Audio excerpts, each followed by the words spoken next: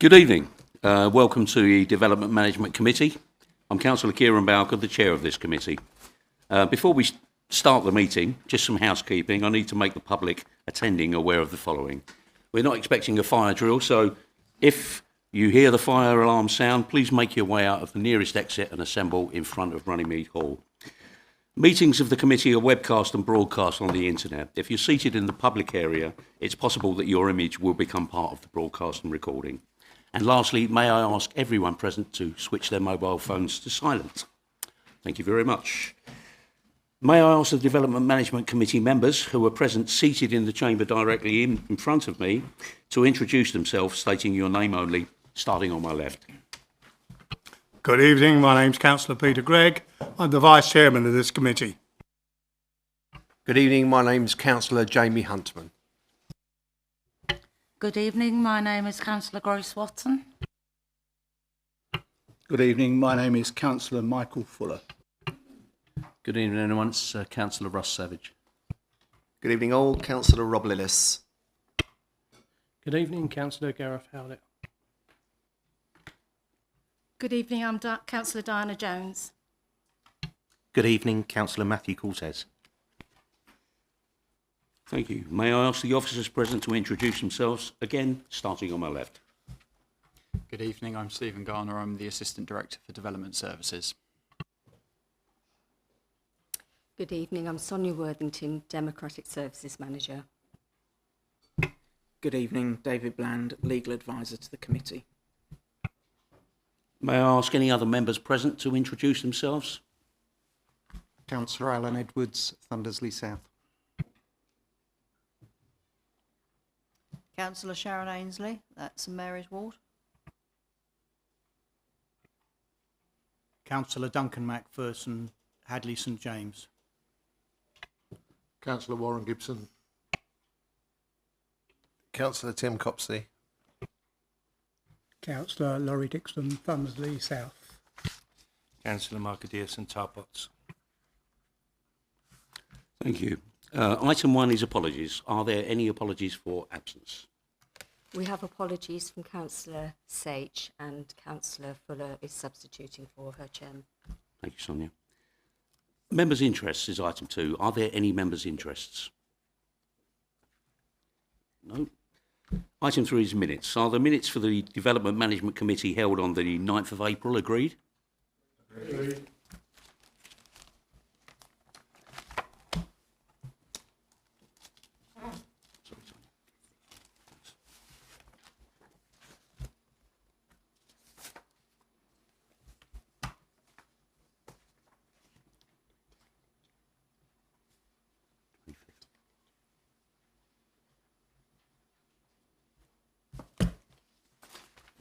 Item 4 is land east of Chase Mews, west of number 310 The Chase, and north of The Chase Benfleet. Members, an addendum to the report has been circulated today. Has everyone got a copy? Yes. I'll now ask the planning officer to present this item. Thank you very much, Chairman. So as you've already set out, this is for a development at land east of Chase Mews, west of number 310 The Chase, and north of The Chase Benfleet. This major application is being presented this evening to the Development Management Committee because under the Council's scheme of delegation, major applications should be presented to the committee for full consideration. An important point to note at the outset of this evening is that this is an outline application, it's not a full planning application, so the only aspects being sought for approval are that of principle and access this evening. This means that the only part of the development that is recommended for approval this evening are the principle and access, and those are the only parts that can be considered. All other matters, such as appearance, landscaping, layout and scale, would form part of a later reserved matters application, and more details would be submitted at that stage in time. It is also the case that either to discharge conditions associated with this application or in submission of reserved matters, further surveys, studies and reports on the land would need to be undertaken. Now, everyone's got the report before them, and I will also run through slightly later on in detail the addendum that's been provided to you today. But turning to the application itself, the site is located on the northern side of the Chase here, and is located between the development. You've got the Cantors over here, you've got Swell Roads to the south, and you've got Chase Mews to the west. You've also got the land to the north, which is known as the land rear of 248 Hart Road, which was recently granted consent in 2023 to construct 44 dwellings. Now, the site falls within the Greenbelt as defined in the 1998 adopted local plan, and the site itself is a single field which has Prittle Brook running along the rear boundary of the site and forms part of the old Thundersley plotlands. Outline planning permission is sought this evening for development of the site with up to 47 dwellings, including all associated works, including a new access onto the Chase. As I've already mentioned, the proposal is outline form, so the application is for the principle of development and the access.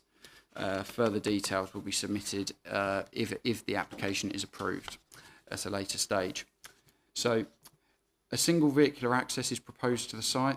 It is proposed to enter the site approximately in this area here, and you can see that more detailed drawings have been provided showing the highway works that would be undertaken. You've got visibility displays, and this has been consulted on with the Highways Authority as well as part of this application. An existing site plan has been provided. This identifies a number of sort of trees around the perimeter of the site, and it was raised on the site visit whether any of these trees are subject to tree preservation orders. Can confirm that these trees down here are subject to a tree preservation order, so those are protected. However, sort of turning from this document, the rest of the documents that have been submitted are purely indicative only, so they provide an indication of how the development may turn out, and those details of what it would look like and how it would be formed will form part of the reserve matters stage, which would come back, if approved, would come back for consideration at a later date. I'll quickly run you through the other documents. This is the indicative site plan. In effect, this is just to show that in principle, the amount of dwellings and facilities that are proposed as part of the application in principle can fit within the site boundaries. You'll note that the application is for up to 47 dwellings. That doesn't necessarily mean that at a later date applications would come forward and it could be less than 47 dwellings, and that is up for negotiation and decision. So, as well as this, there was also a submitted drainage plan, but again, that is subject to change and will likely change as a result of changes to the layout of the site. Turning to some photographs of the site itself, these were taken on the site visit we undertook on Friday. You can see here, this is looking from the eastern corner of the site across, and you can see the houses of Chase Mews in the background, and this is looking over the existing access gate, which is located in the southeastern corner. You can see here, this is sort of stood viewing the site boundary as it currently is from Swale Road, and you can see looking up in either direction, there is a row of sort of a hedgerow that divides the site. Part of the application is proposed to slightly widen the existing highway, and you'll see here where you've got the photos of Chase Mews, they have provided a footpath at the front of their site, which currently stops at the western boundary of this. It is proposed to continue that footpath all the way along the frontage of the site to link it up to the made up part of the Chase closer to Rayleigh Road. So, quite a large amount of supplementary documentation was submitted by the applicant in support of this application, and this is set out for you in paragraph 5.1 of the report this evening. This application was also the subject of public consultation, and a total of 168 responses were received objecting to the proposal for the reasons set out in paragraph 10.1 of the report. 3 support comments were also received, highlighting the points set out in paragraph 10.2 of the report. I also want to provide some clarification regarding some comments that have been circulating about this application, and that it would have been protected and would have had a stronger case to warrant refusal had the previous local plan not been withdrawn. This situation is untrue. The situation is that had the plan not been withdrawn, officers would have had no choice but to recommend approval for this scheme, as it was a plan that had been found sound at examination, so the weight afforded by planners, the committee and inspectors to the content of the plan, even if it were not adopted, would have been very substantial. By withdrawing the plan, the allocation no longer exists and the site technically remains as Greenbelt. This is the same advice that was provided when the plan was withdrawn in June 2022 and also in a paper presented to Cabinet in November 2023 by the portfolio holder for strategic planning. Now, before tackling the more difficult issue that is Greenbelt, I will run you through the rest of the considerations for the application. As part of this application, even though it is an outline consent, general advice has been provided in the report on other planning policies which would form part of later considerations should this application be approved. Details of the proposed access and the proposal have been consulted on with the Highways Authority. Subject to conditions, no objection has been raised to the proposed access to the site by the Highways Authorities, and officers can find no defensible reason to object to this access either. I would highlight that as part of the proposal, it's also proposed to provide 10% biodiversity net gain on site. This is not a requirement that this development is required to meet because it was submitted before the deadline, before the start date for that that was implemented. The site has also been identified as being located within several RAMS sites, which is the Recreational Disturbance Avoidance and Mitigation Strategy sites. These are the Benfleet and Southend Marshes, Blackwater Estuary, and there has been, because it's within these zones of influence, the developer has offered to pay the appropriate RAMS contribution, which would be secured via suitable Section 106, which is considered to be acceptable. Consultees such as the NHS and Essex County Council infrastructure officers who are in charge of education in Essex have been contacted and have requested financial contributions to be made to provide services and school places to serve the needs of the development. The applicant has agreed to pay these contributions as part of a Section 106 agreement, the draft terms of which can be seen in Appendix 1 to this report. Now, before I really delve into the Greenbelt, I think it's important to look at the site and its wider surroundings and its context. So I will whiz through these fairly quickly, but these are some old photographs and maps of the site, this dating back to 1946, and you can see the site located here. It's clearly in a very undeveloped area, greenfield area, and this is actually before the invention of Greenbelt and the British planning system as we currently know it. Turning to the next slide, you can see that more development in the 1960s was creeping along Hart Road to the north and also going down Rayleigh Road to the east. And then moving forward, you can see that more zoomed in, you've got the site here, you've got the Chase Nurseries development here, and you've got more developments cropping up around the site. Turning to 1990, you can see that the Cantors, Hackamore, Martingale, Corosway were all developed, and there's more applications and development cropping up around the site, enclosing it in within the context of the Greenbelt. This is the earliest aerial imagery in colour that we have from 1999, and you can see that the site still remains open. You've still got a lot of green linkages through to here, to the Greenbelt here, and the site to the north still remains as a paddock. In 2013, you can see that some development begins to happen along here, and you've got more development occurring around the general area. You can see more development happening on the southern side of the Chase, which starts to enclose the southern side of this site from the Greenbelt off into this direction. And then in 2020, you can see that as of 2019, Chase Mews was granted planning consent, and this site was cleared. And you can see here that the application site has been built, and that was visible on the site visit we undertook on Friday for those members who were able to attend. I've also superimposed on this aerial image the approved application to the north of the site, which was for 44 homes, which was allowed at appeal in 2023.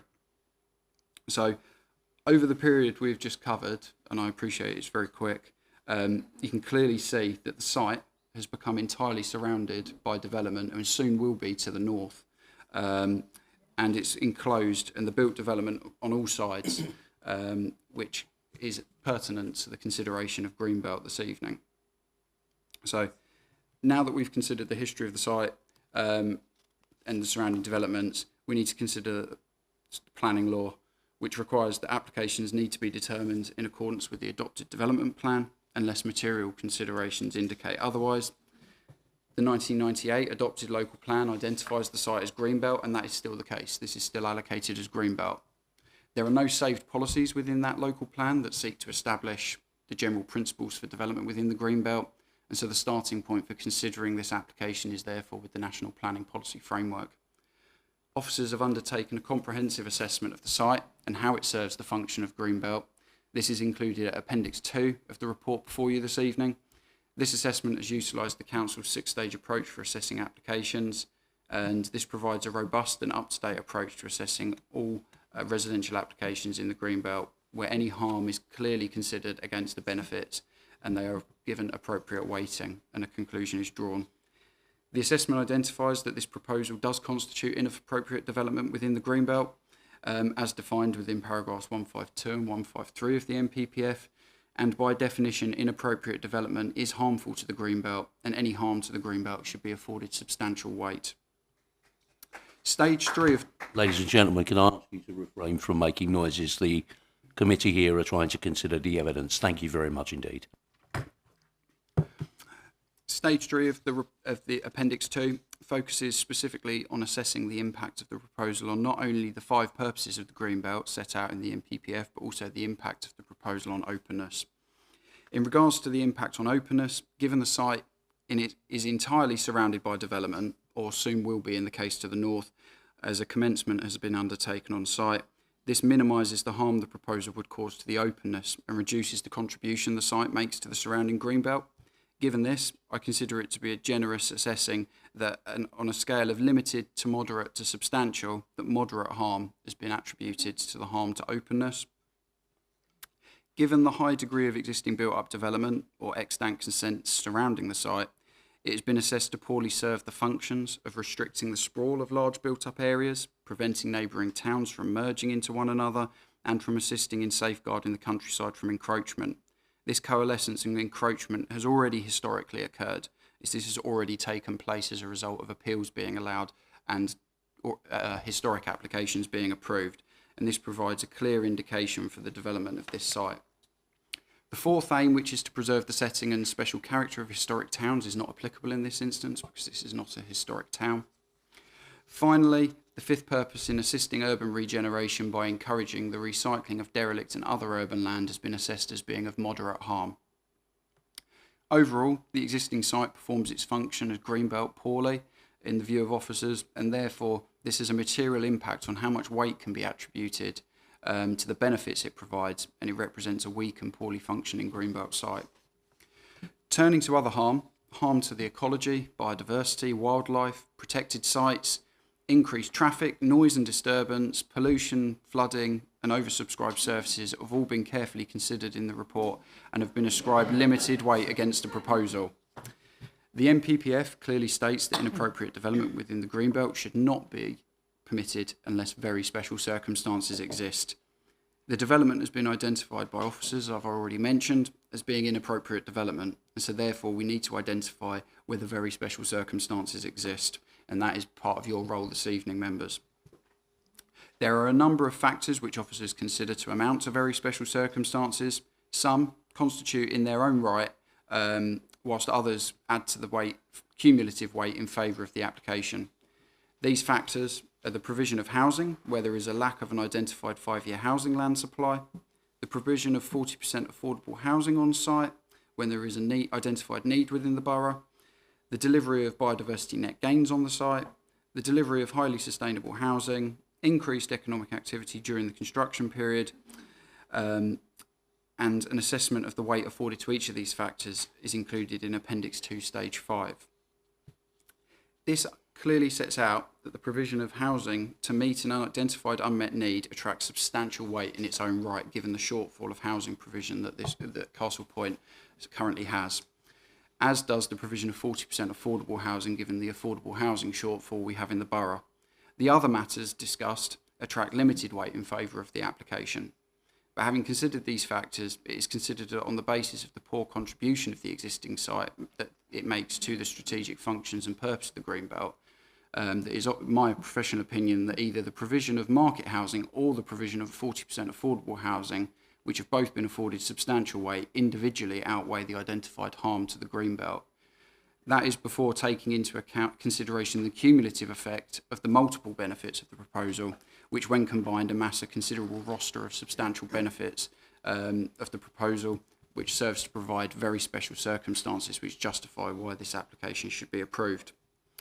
Paragraph 11 of the MPPF sets out the presumption in favour of sustainable development, and this sets out that where there is sustainable development and proves that there are no relevant planning policies or the policies are out of date, permission should be granted unless the application of policies within the framework that protect those areas or assets of importance provide a clear reason for refusing the development proposed, or that the adverse impact of doing so would be demonstrably outweighed by the benefits. This is known as the tilted balance, and the tilted balance means that, in summary, that if the harm from a scheme is insufficient to outweigh the benefits of the proposal, then there is the presumption in favour of sustainable development and development should be approved. To reiterate, in this instance, in undertaking that balancing exercise, despite the cumulative harm to the purpose of the Greenbelt and the other harms identified, it's not considered that these are outweighed, it is considered that these are outweighed by the benefits of the proposal, which combine in weight to provide the provision of market housing, affordable housing and additional benefits. And consequently, it's viewed that very special circumstances necessary to justify approving this application exist and it should be approved. Now, that covers going through the main body of the report, and I'll now turn to the addendum which has been circulated today. I apologise for its fairly sizable, but I will run you through the content of it so that you have all the information you need. So as part of this, we received late comments from the Essex Badger Protection Group. They had initially made comments back in June 2023 when the initial public consultation window was open, and these comments are summarised in sections 9.49 to 9.52 of the report before you this evening, and these were fully considered by officers, and a copy of the full response is available on our website. This same response was provided to the council again yesterday morning, and I just reference it here as a point to note. We have also received comments from Place Services Ecology, who have confirmed that following review of the details submitted, they have no objection to the proposal subject to financial contribution in line with the RAMS mitigation, ecological mitigation and enhancement measures, and relevant conditions including pre-commencement conditions. As part of the ecology response survey is currently out of date. However, it is accepted by the ecologist that the only likely change to the site compared to when the surveys were undertaken would be the change in activity levels at the set. Works to a set require a licence which must be sought from Natural England, and to tamper with badgers is a criminal offence. Considering this and the minimal changes that are considered to take place, it is considered in this instance that the use of a pre-commencement condition to require an updated survey and mitigation strategy to be provided prior to any commencement on site is acceptable to overcome these concerns. As part of the mitigation strategy, it is acknowledged that the indicative layout plan would need to change to provide satisfactory mitigation on site.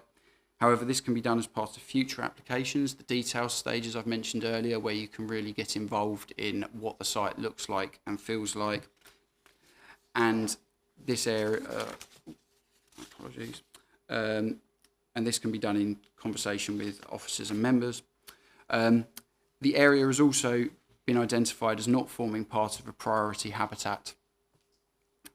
So a number of proposed conditions were attached to the ecology response from Place Services. So I'll just run through those briefly. For condition 7, the first paragraph needs to refer to a number, it has been altered to refer to a number of different paragraphs, different documents, and just for the avoidance of doubt, in Appendix 2 of the addendum, a full set of proposed conditions are before you, which sets out all of the amendments. And also bullet point I has been added, which following the ecologist's response, which covers non-native invasive species and what mitigation measures to deal with those. The wording for condition 8 has been amended slightly to reflect what better wording proposed by the ecologist, and the wording for condition 9 has similarly been amended, but the substance of both conditions remain unaltered. Condition 17 has been slightly amended with the wording changed from prior to commencement to prior to occupation, as management bodies will typically get involved later in the process, and this would prevent development being undertaken in a reasonable time frame, and I consider would amount to an unreasonable condition with that wording. Clarity has also been provided that the details in that condition must be adhered to at all times. A fifth condition is recommended by Place Services ecologist, which recommends that a wildlife sensitive lighting scheme to be submitted, approved and implemented prior to occupation. However, this matter could be better dealt with at a later reserved matter stage when the detailed applications come forward. And anyway, in any case, condition 11 specifically covers any lighting that is required, and that needs to be sensitively designed in respect of wildlife for the access and any lighting that might be provided at the access. So hopefully this provides members with a reasoned justification as to why this condition has been omitted. Public comments. We've had a couple of late public comments that have been received in the last 48 hours, which raised the following issues. They raised that the site is in the Greenbelt and helps to stop urban sprawl. There is a lack of local infrastructure. There are no affordable houses on this development. There is a badger set on the land, and the comments of the Essex Badger Protection Group have not been considered. Just briefly, the first of the three comments that I read out, I consider that these have been addressed within the body of the main report, and 40% affordable housing is being provided, and also appropriate consideration of the Essex Badger Protection Group's comments has been undertaken, and we've got qualified advice from an ecologist to support that advice. Turning to condition 3, given the discussions that have been had with the applicant and the developer about potential changes that would be required to the layout of the site, it's been considered prudent to remove reference to the proposed indicative development plan, and so that it doesn't have to be any reserve matter stages do not have to be developed in broad accordance with that. This gives more freedom for officers, members, the applicant to work together at a later stage to shape the development and not be sort of caught within the confines of that plan. So, just to offer a quick summary, for the reasons I've explained this evening and as set out before you in the report, the appendices and the addendum laid before you, it's considered that the benefits of the proposal definitively and demonstrably outweigh the harm arising from the proposal, and it should therefore be approved subject to the agreement of the Section 106 agreement as set out in Appendix 1 to the report, and also in accordance with the amended conditions laid in the addendum this evening. I just want to highlight to members, and I apologise for this omission, that this application is also caught within the Town and Country Planning consultation direction from 2021. Now, the meaning of this means that if members are minded to accept the officer's recommendation, this application would need to be referred to the Secretary of State for their final consideration. This is because if the development is contrary to the development plan and it is recommended for approval before you this evening, and because it's contrary to the development plan and proposes inappropriate development within the Greenbelt, and at the moment it's not proposed to refuse the application, it is a requirement under that Act that we consult with the Secretary of State. So, councillors, in voting for the recommendation before you this evening, you would not be granting consent for this application, but instead approving this application subject to referring this application to the Secretary of State for their decision on this matter. And it will be for the Secretary of State to make their final decision on the application. With this in mind, I would like to correct the recommendation before you this evening as amended by the addendum to be that planning permission is approved in accordance with the requirements of the Section 106 and amended conditions subject to final decision by the Secretary of State. So I apologise for the length of that, but I thought it was important to go through all of the details and cover the addendum in depth. But nevertheless, thank you for your attention throughout, and I'll hand back to you, Chairman. Thank you, Stephen. Members, we have public speakers for this item. First of all, we have Ms Howard, who is speaking in objection to the application. Ms Howard, can I ask you to take your place at the microphone? You have 3 minutes in which to make a statement. If you run out of time, I will ask you to briefly sum up. Thank you very much.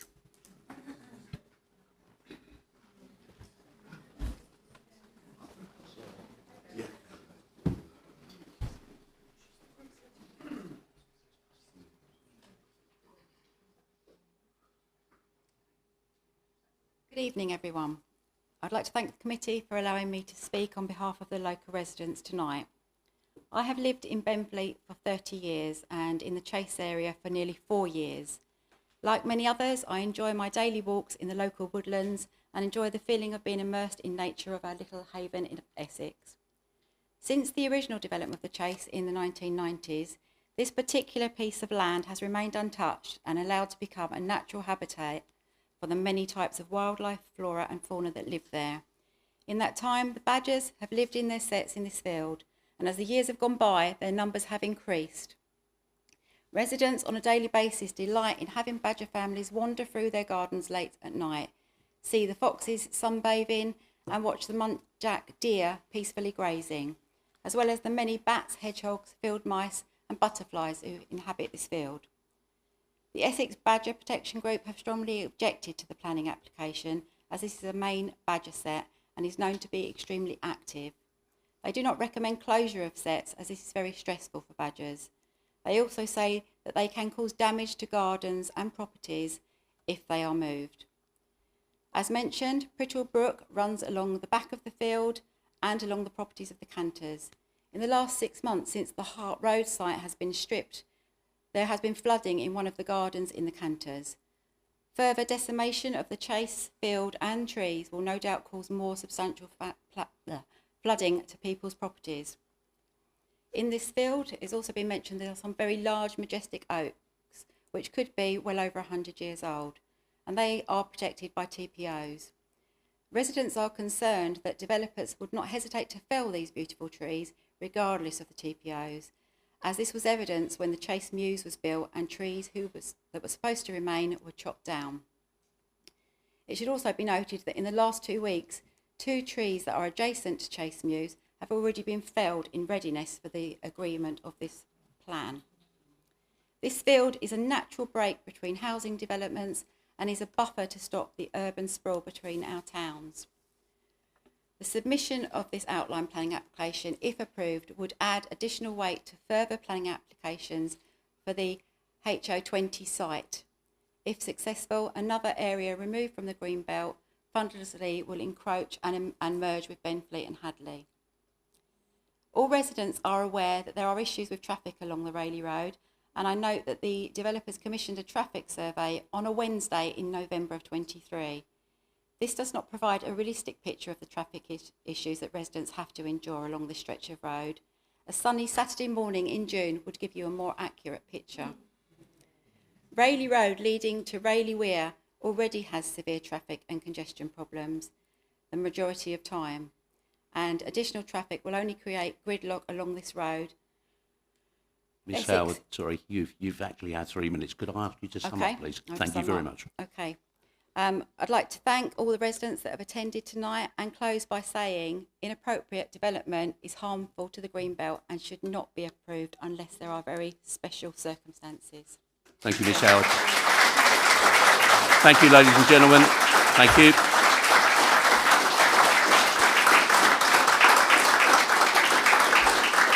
Thank you, ladies and gents. Next, we have Mr Albone, who is the planning agent for this application. Please take your place at the microphone. You have 3 minutes in which to make a statement. Should you get near to the end of the 3 minutes, I will advise you to sum up. Thank you. Thank you. Good evening, and thank you for the opportunity to speak this evening. The application, as presented, seeks outline planning consent for up to 47 dwellings, all matters reserved except access. Details of layout, scale, appearance and landscaping are not detailed at this stage and saved for a follow-up reserved matters application. The site is presently allocated as Greenbelt from the adopted 1998 plan, which is obviously now considerably out of date and long predates the MPPF. This pocket of Greenbelt lies in the middle of Fundersley. Developing this area is therefore a logical infill development within the town, as opposed to eroding the countryside on the perimeter. We've been involved with the site now for around 6 years, where the site was then allocated as part of the larger 28-hectare HO20 site in the 2018 draft plan, with this entire allocation expected to deliver up to 340 homes.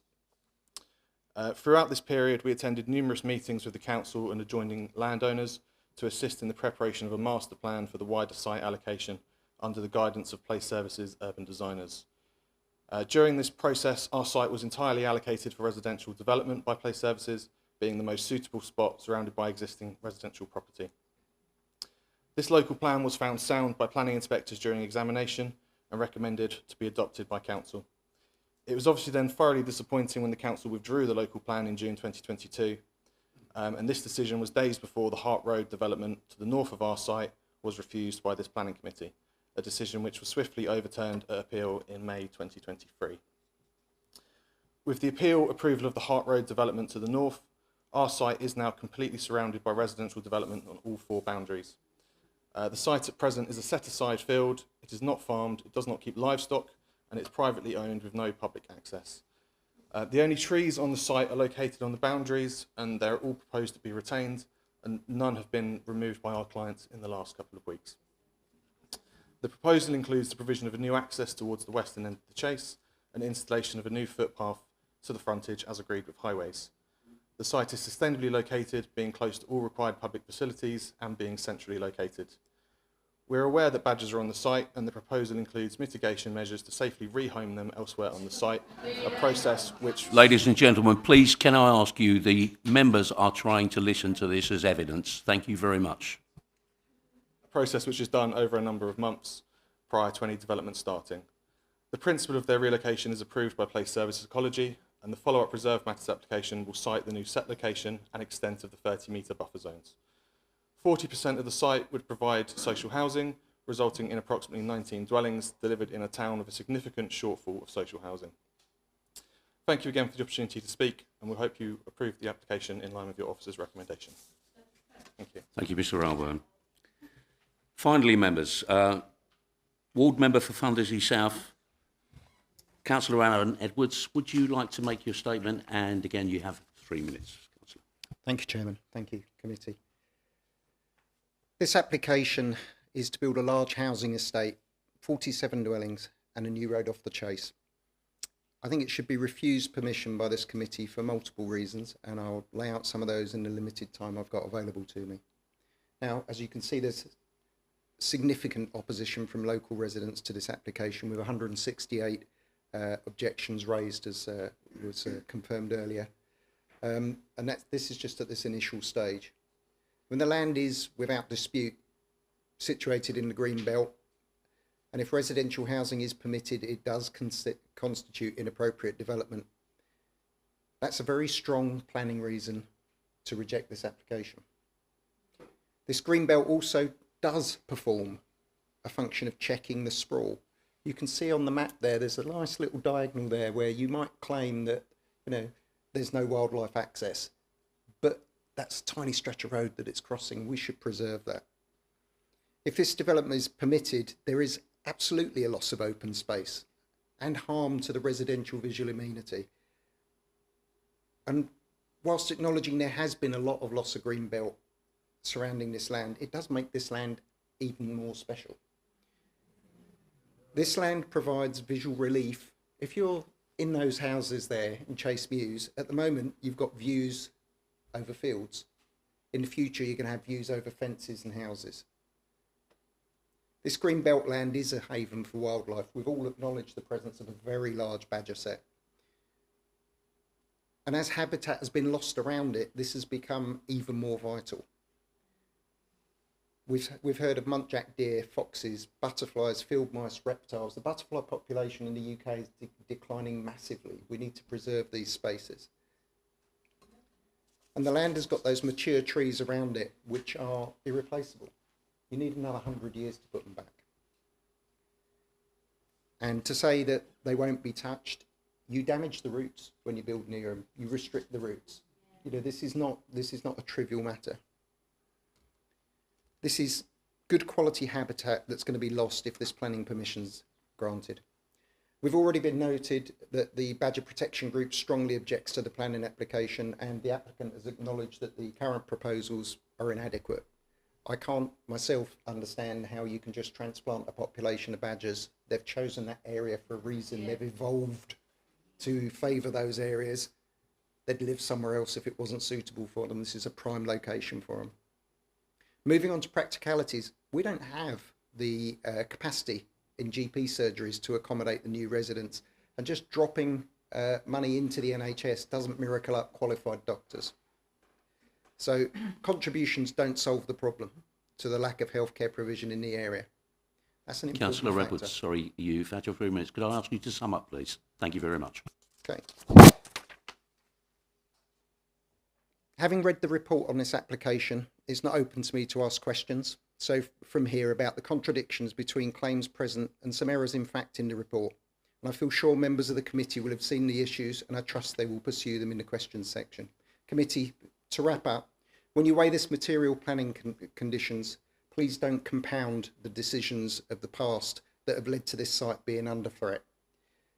I urge you to protect the Green Belt as it's enshrined in law and the NPPF and the vote to refuse permission. Thank you very much. Thank you, ladies and gentlemen.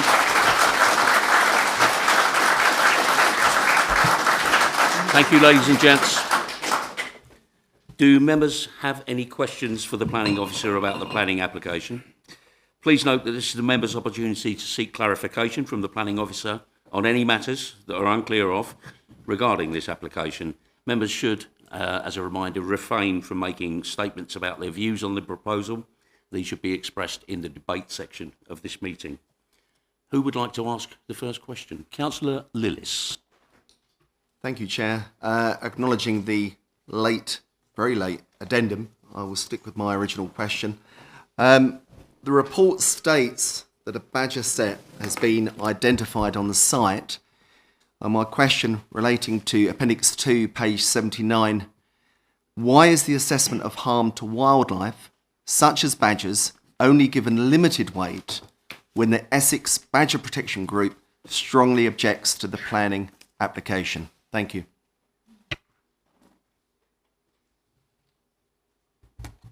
Thank you very much, Councillor, for that question. So the weight afforded to the harm to wildlife in Appendix 2 has been given limited weight because there is satisfactory mitigation that can be undertaken to mitigate the harm to those badgers. In essence, that is why limited weight has been given to the harm, because it can be mitigated. If I can follow that up, Chair, if I may. You certainly can. Thank you, Chair. May I ask what the Essex Badger Protection Group's response to the proposed mitigation is? Thank you. So one of the conditions set out before you, I believe off the top of my head, condition 9, although please don't quote me on that, is to undertake further badger surveys and undertake a full badger report and mitigation strategy, and that would set out at that stage what the mitigation strategy would. Those details would be submitted at a later date and be consulted on, and we would seek to consult with ecologists and the Essex Badger Protection Group on those strategies at that point in time. Councillor Savage.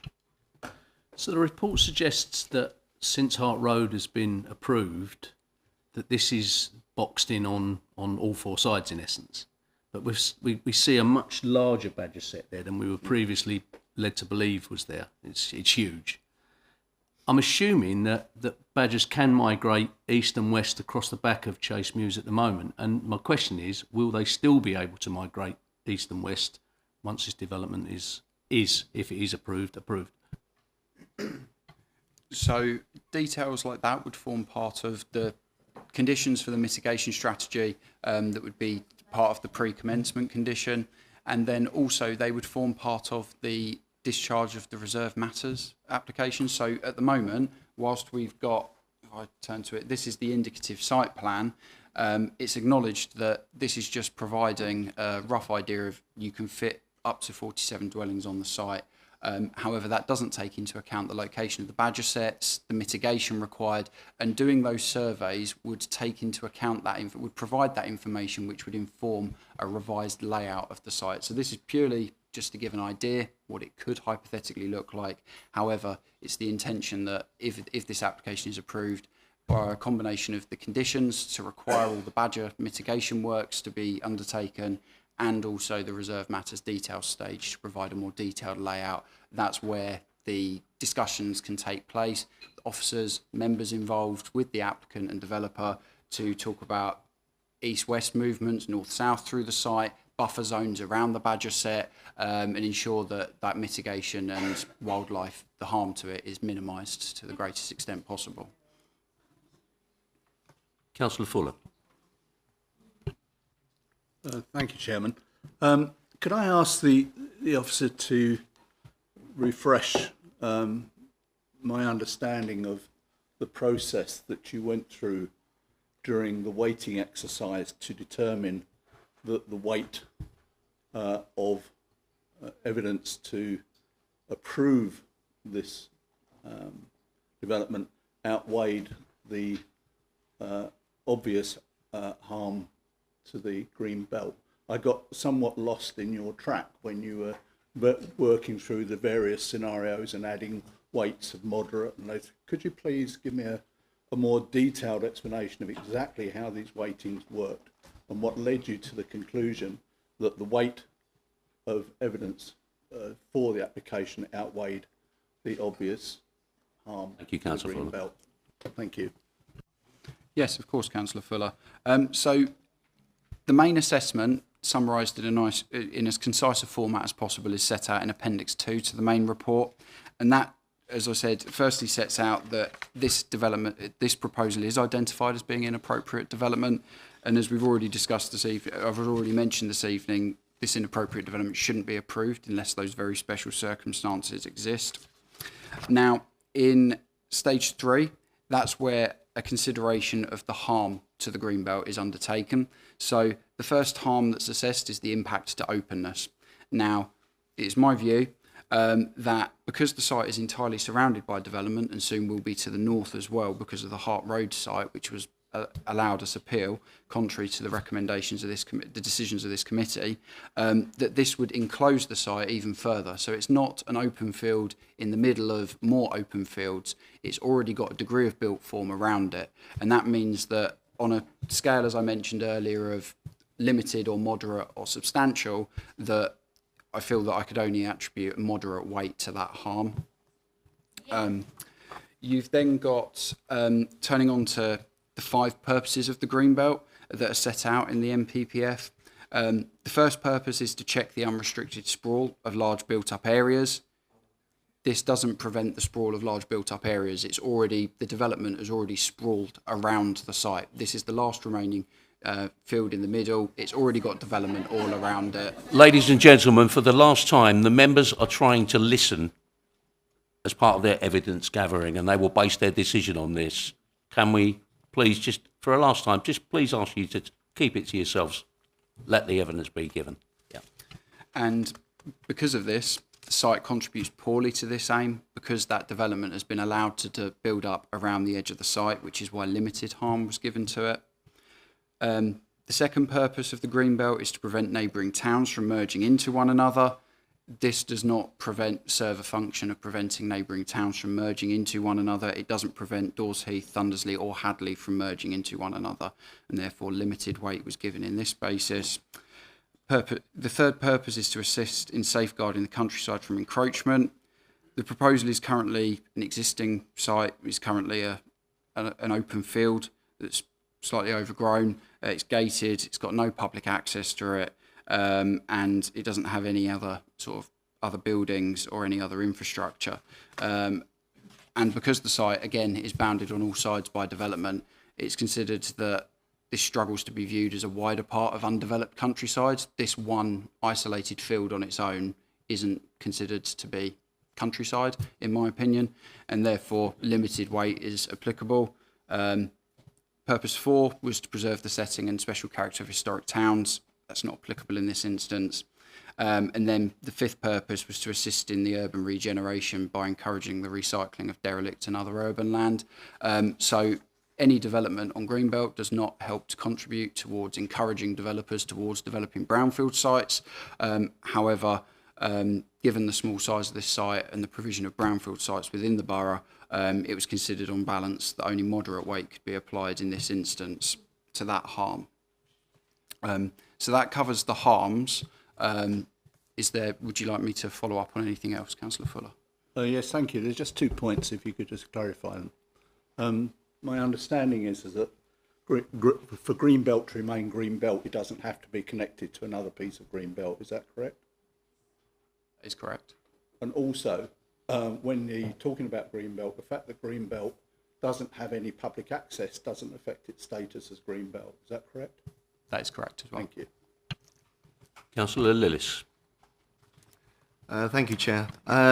Page 39, 11.64 and 11.65 refer. I'll let you work your way through your report. The report refers to this land being used for the keeping of horses. It refers to the negative carbon impact and says that by removing the horses and building on the land, the carbon impact would be improved. This information, in my view, is totally incorrect, as there are no horses kept on this land and have not Councillor been Lillis, for many sorry. years. Could you refrain from giving your opinion now and stick to a question? Thank you My very question much. is now, thank you, Chair. How can a false statement like this find its way into the report and be used in the planning balance? Thank you. Thank you, Councillor Lewis. Let me just review that.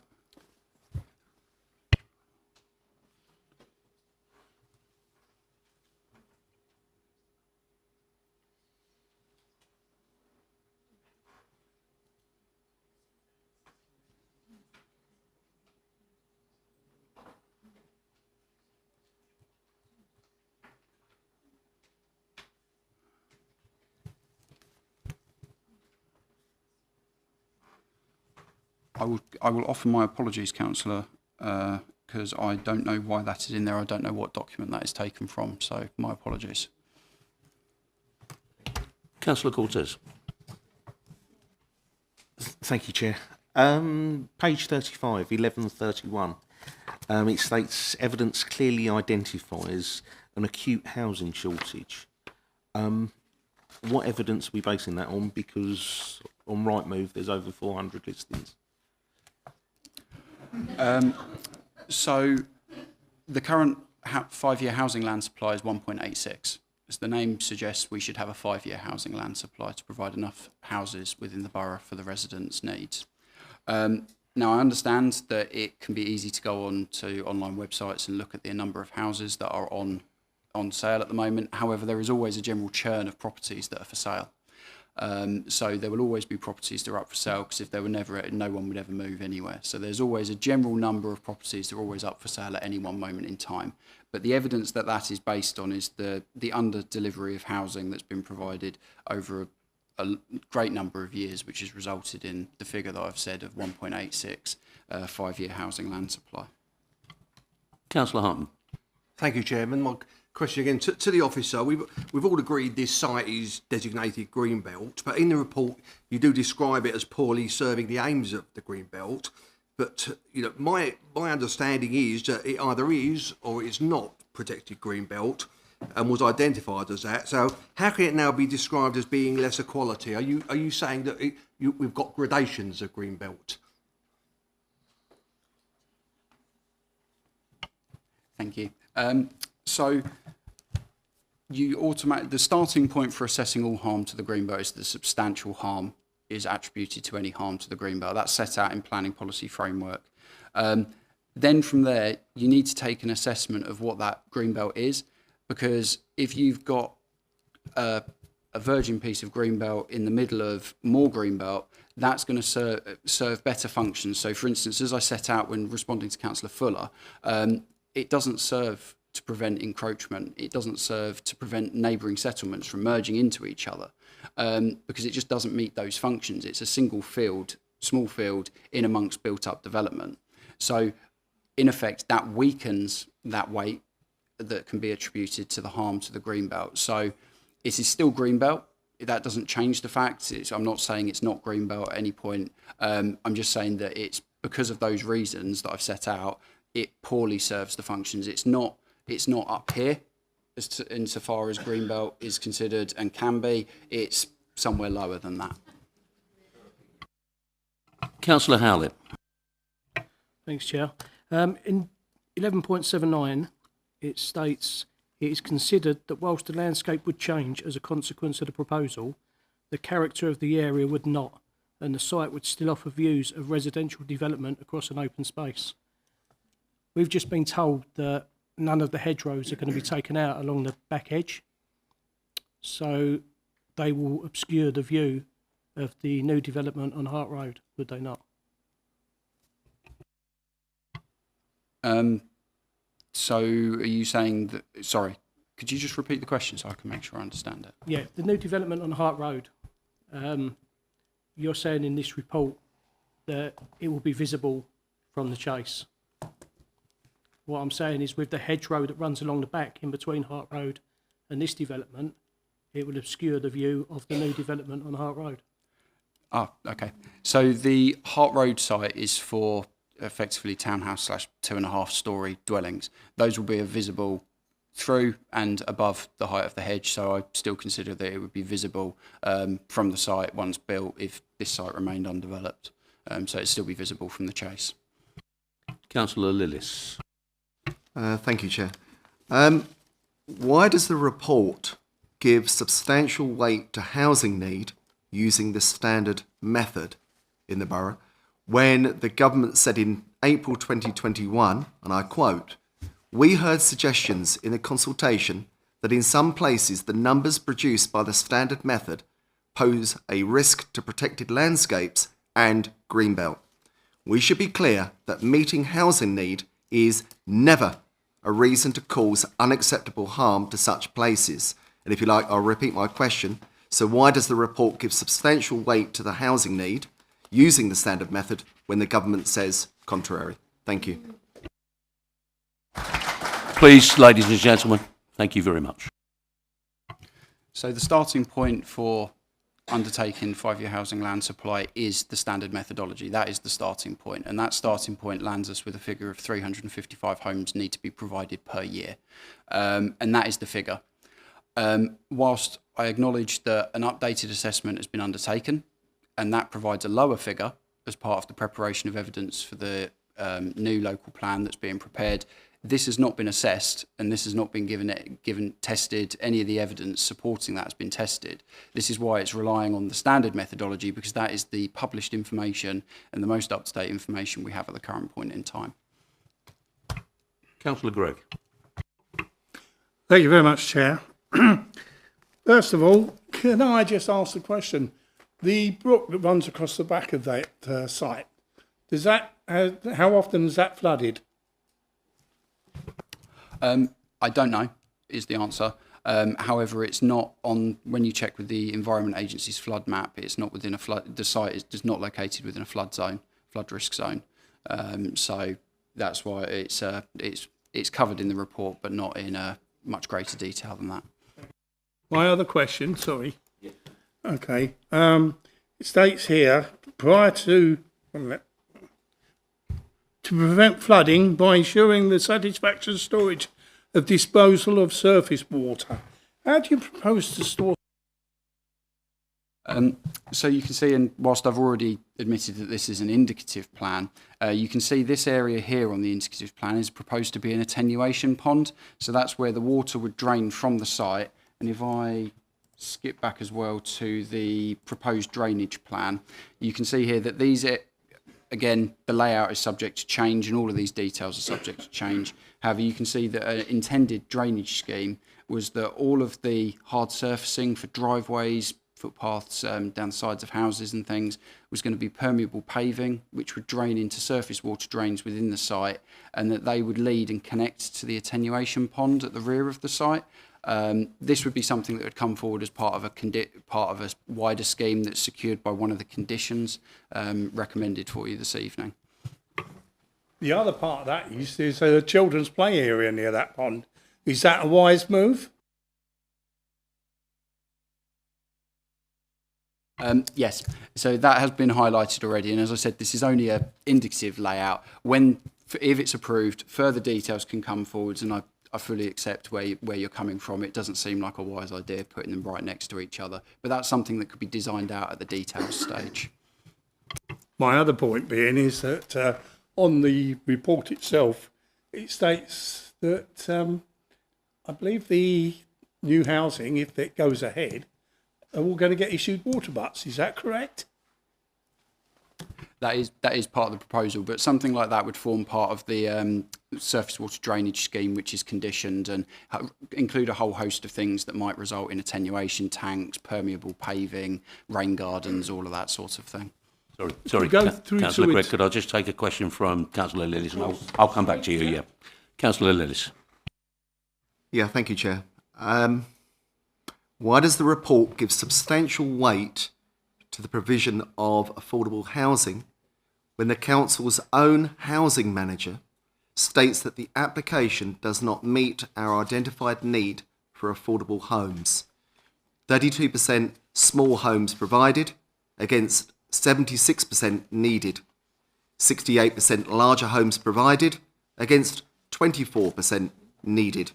Why is this not reflected in the weighting? Thank you.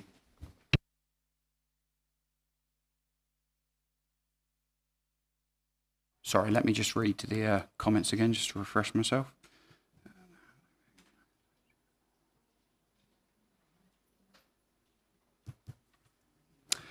So again, because it's an outline scheme, this is purely indicative at the moment. These are what's proposed. However, it's open for negotiation at the submission, if approved, at the submission of the detail stage.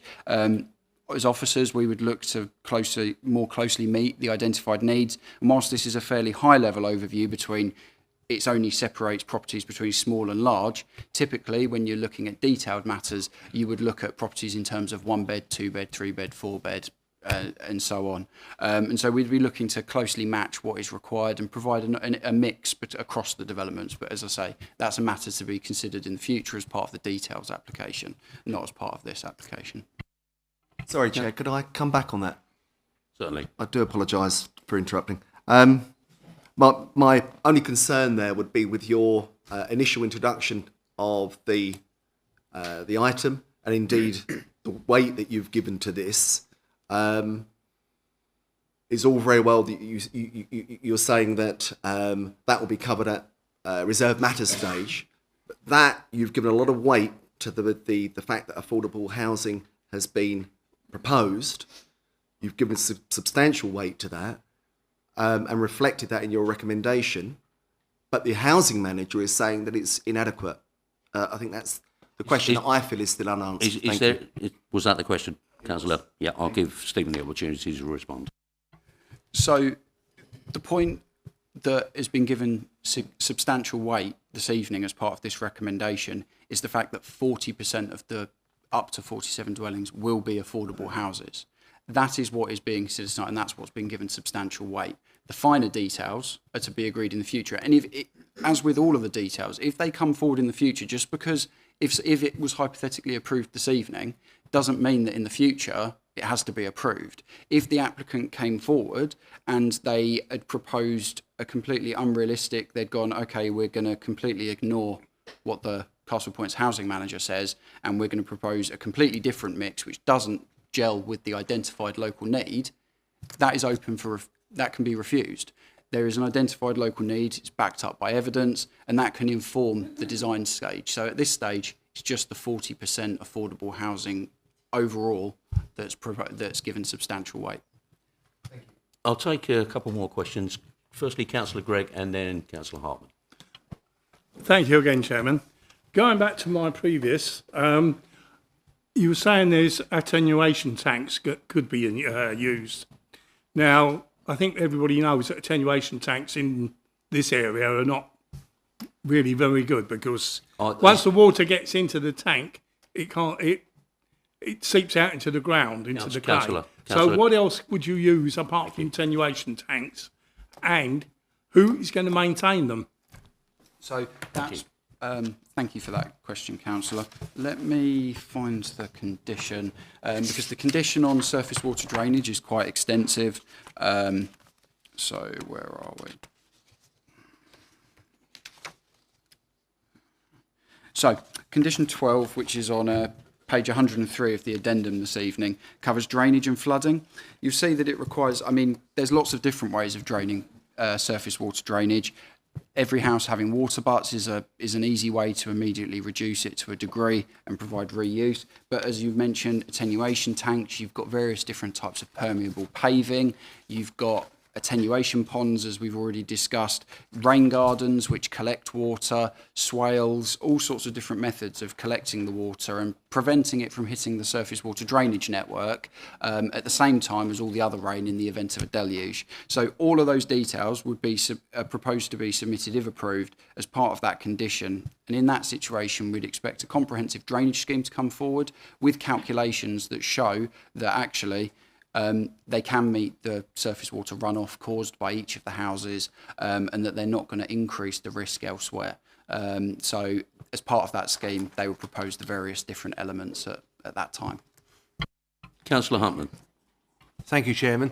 If I'm right, if we approve the recommendation, then it goes to the Secretary of State, whoever that might be, but equally, if we refuse it, does it then bypass the planning inspectorate and go straight to the Secretary of State, or does it still get seen by the planning inspectorate? So when it's referred to the Secretary of State, it will normally be referred to a team of inspectors who work under the Secretary of State. So the planning inspectorate are a team that work under the Secretary of State. So in this instance, whilst it's referred to going to the Secretary of State, it would most likely be dealt with by a team of planners that work under them. The same would be true were it to be refused. It would go to the planning inspectorate and dealt with by a team of planners there. So it still gets dealt with by a team of planners, and in other words, sort of like all roads lead, whether it's approved, whether it's refused, it leads to the Secretary of State sort of having the ultimate say-so, because even if it's refused and appealed, the Secretary of State can still get involved in the application. So whatever the outcome, the Secretary of State can be involved in the application. Councillor Jones. Thank you, Chair. Just going back to Councillor Gregg's questions about the brook. Do we know what feeds it, where the water's from? Secondly, will it be filled in according to the development plan? And thirdly, do you know what the consequence of that would be if it was filled in? Thank you. So it's not proposed to fill in at this moment in time. It's not part, the drainage scheme has not been submitted. So the only thing on this application this evening is the access. That's the only development that's proposed. That more details about sort of like how the brook would be affected, I would expect and would require to be submitted as part of the condition 12, which we just discussed about the surface water drainage and flooding aspect, and that would cover that aspect. At the moment, my understanding is that the brook drains from local land, the land surrounding it, and then heads off towards Rayleigh Road and through the wood, goes under Rayleigh Road and off in that direction towards Lee. So it drains the surrounding area. And then, sorry, I think I've answered two questions. Was there a third part to your question that I may have missed? The consequence of filling it in, but yeah. So at the moment, they're not proposing to fill it in. There is no proposal for that. If it were to be proposed to be filled in, I'd be very surprised because it'd have to form part of that drainage strategy that would have to be submitted, and it would have to be backed up by evidence. And whilst I'm not a specialist in drainage, I don't see how they would manage to make the figures stack up. So I don't think it would be filled in. And anyway, that would be a matter for a later, more detailed stage. But as I say, I don't think it would be, because the Prittle Brook forms a vital part of the drainage in the local area. Members, there is an updated recommendation set out in Appendix 2 to the addendum circulated today, which the planning officer has made a further amendment to during the presentation.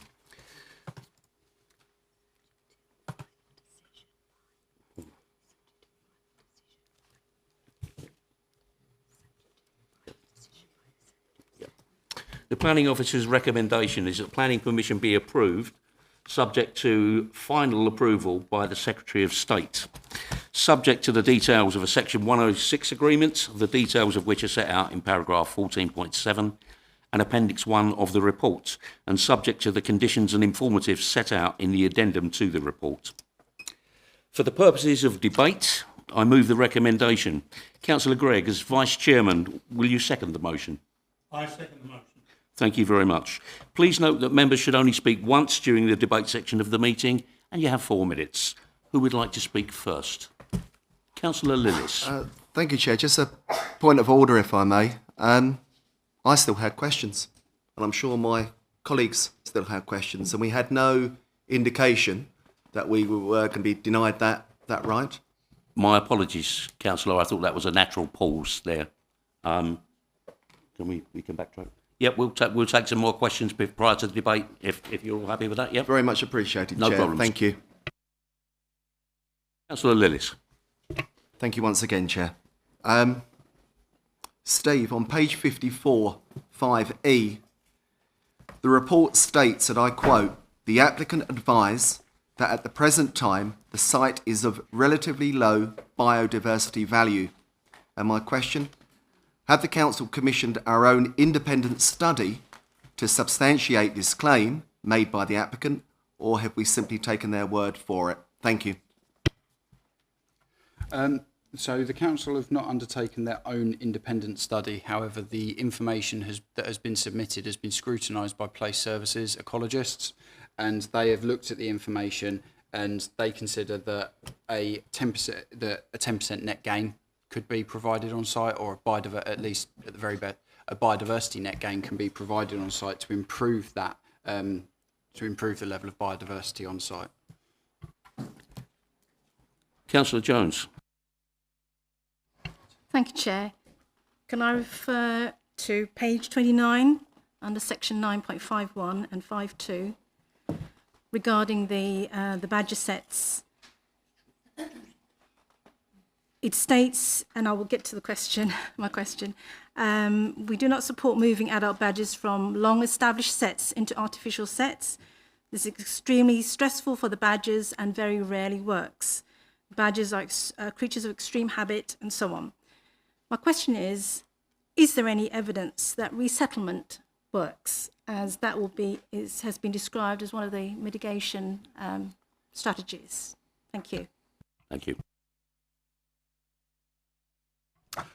So this aspect of the proposal is covered in detail, in quite a bit of detail, in the addendum that was put before you this evening, with the comments by Essex Place Services, a qualified ecologist, and they've highlighted that they consider that, in their professional opinion, that a mitigation scheme can be undertaken, that further surveys are required to inform that, but that a mitigation scheme can be adequately resolve the harm and mitigate that harm to the badgers, and that is subject to a condition that's set out within the report, which clearly sets out. Let me find it for you. I believe it's.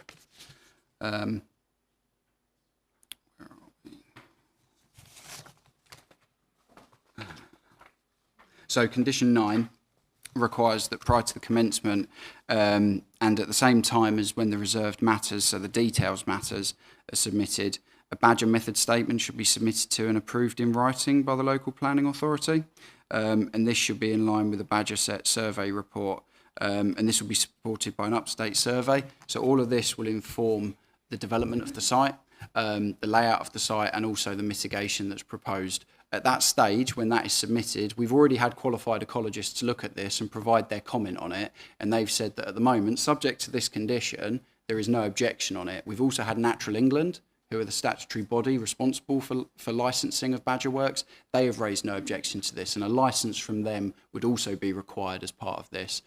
So the applicant, if they were to undertake works, would have to get not only approval from the council ourselves and satisfy us, they would also have to satisfy Natural England to obtain a licence to do that work.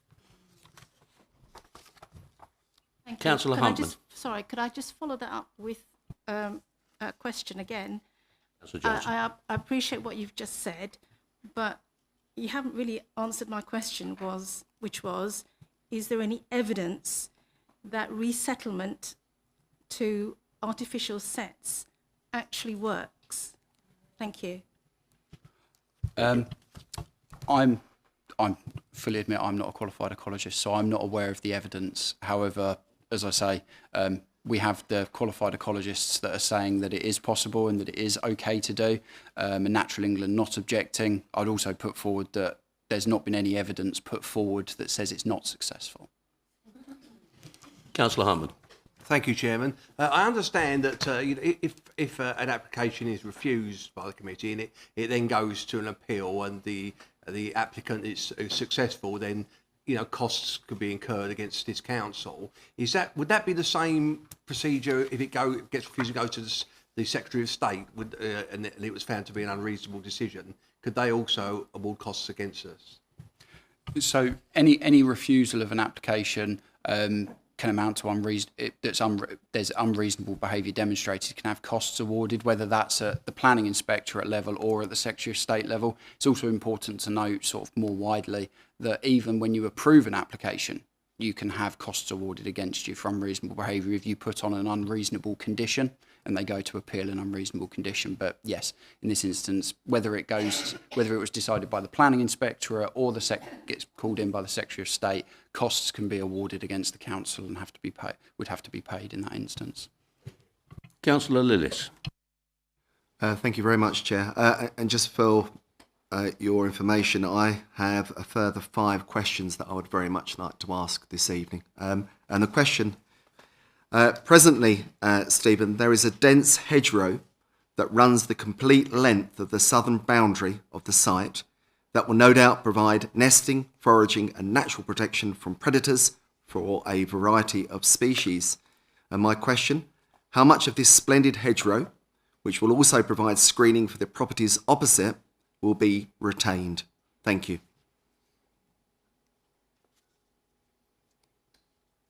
So at the moment, let me find the slide. You can see that because the only part of this proposal that's subject this evening for consideration is the access, you can see that the access here, you've got the corner of the property on Chase Mews at the southeastern corner, and you can see this access here with a footpath running in each direction.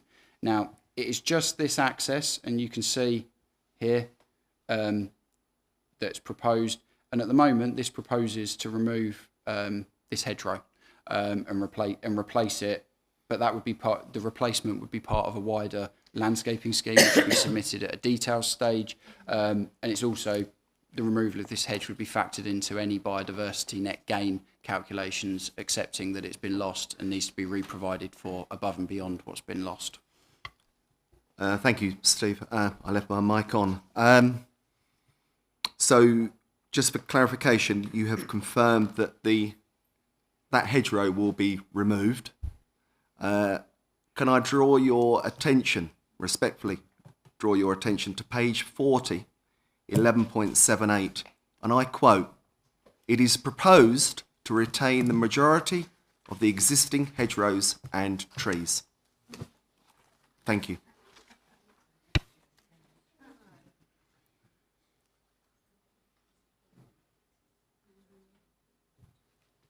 So in this instance, it refers to the trees and hedgerows along the eastern, western and northern boundaries of the site. I admit that should have been made clearer in the report, and my apologies for that.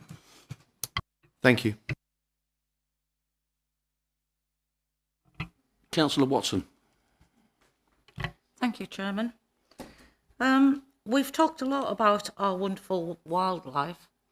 I've got a different question. I would like to ask how our healthcare will cope with all the extra bodies, I'll call them, and what provisions are going to be put in place with the doctors that are overflowing, our hospitals are overflowing, people can't get appointments now, and this is going to bring in a lot of new residents. What provisions are being put in place, please? Thank you, Councillor.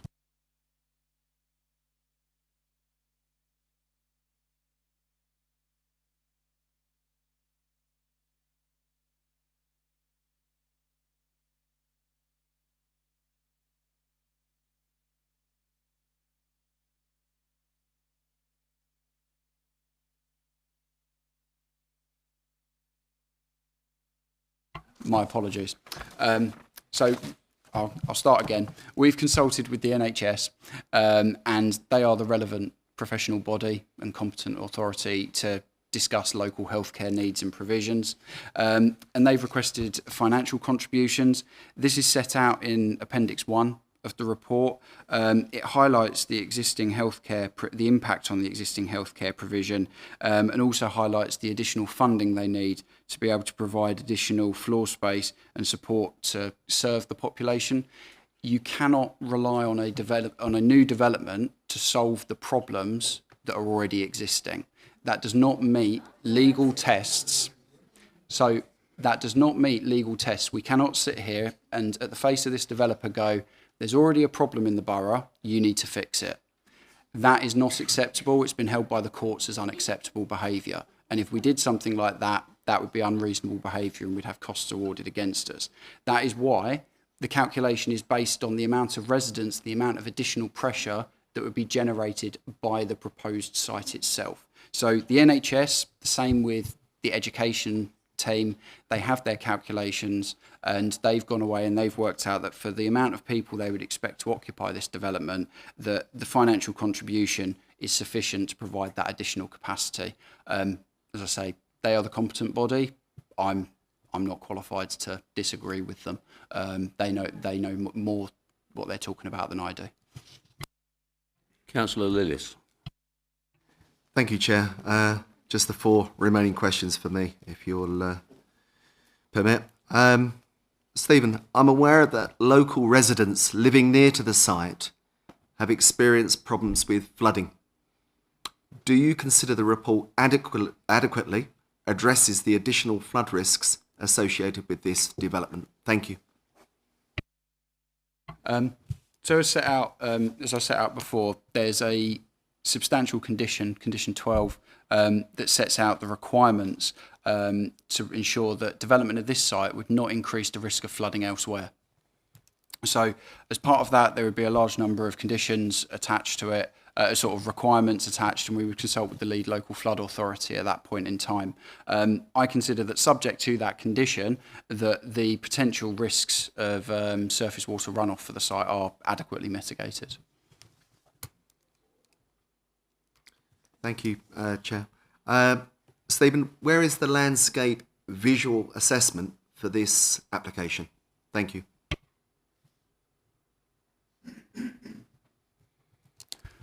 There isn't one. My next question, page 57 refers. I note that the applicant is drawing direct comparisons between this site and that of the Hart Road appeal site. Can you confirm that significant weight was given to the Hart Road application at appeal because it intends to provide 100% affordable housing, which is not the case with this application, and as such should carry significantly less weight in the planning balance? Thank you. Could I just ask what paragraph you're referring to on page 57? Good question. Page 57. Let's have a look.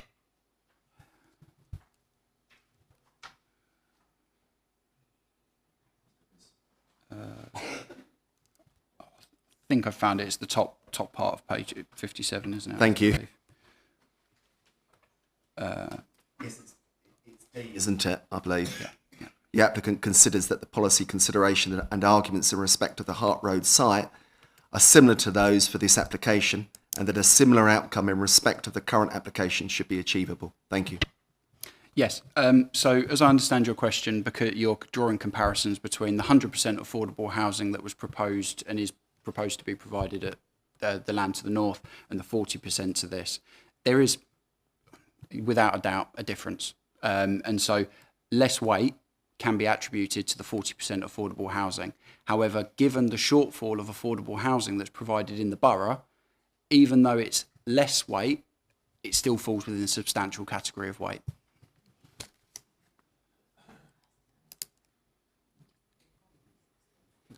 I'll take one more question from Councillor Jones. It's very warm in here, and then we'll move to the debate section if that's acceptable. Yes? Thank you very much. Councillor Jones. Thank you, Chair. Just to follow up Councillor Lillis's point there, So how can you afford the same weight then? Because you're saying that this isn't part of the outline application consideration, and yet you're using that as a consideration with regard to the circumstances that would outweigh the harm to the greenbelt. Am I correct in understanding this? So my understanding of your question is that because of what I've previously said about we're not giving weight to the mix of affordable housing that's being provided, we're just giving weight to the broad 40% bracket. How can we compare that, just that 40%, to the affordable housing contribution to the north? Is that correct, or? No. Well, I hope I'm phrasing this right. So you're saying that one of the benefit of the 40% of affordable housing that this application affords adds to the weight that you would give over against the greenbelt considerations, and yet you're saying also that this is part of the reserve matters that will be looked at later. So I can't see how you can have the two. Could you help me out with that? Am I asking the right thing? No, sorry, I think I've got a better understanding now. My apologies. It's my misunderstanding, not your fault. So, as I say, you've got that 40%. 40% is being proposed as part of this development. That 40% is what we are considering. At the later stage, that is when you consider the mix of that affordable housing. So you take that and you decide, okay, we're going to agree what the mix is going to be. So you can take that consideration. It's sorry, I'm trying to find an easier parallel to draw to.